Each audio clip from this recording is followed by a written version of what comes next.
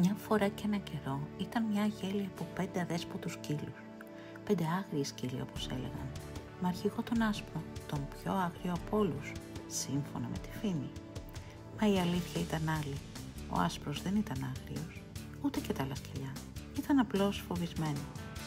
Κάποιοι στη γειτονιά τα φρόντιζαν, άλλοι τα αποθούσαν, πολλές φορές βία, και έτσι η Αγέλη μάθαινε να μείνεται με γαυγίσματα.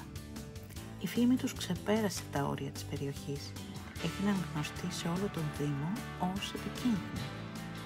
Και ο Άσπρος μπήκε στο στόχαστρο, ώσπου μια μέρα τον βρήκαμε βαριά τραυματισμένο.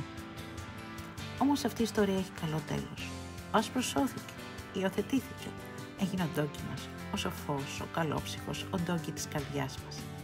Και τα άλλα σκυλιά της Αγέλης βρήκαν και αυτά τη δική τους οικογένεια. Και ζήσαν αυτά καλά και εμείς ακόμα καλύτερα.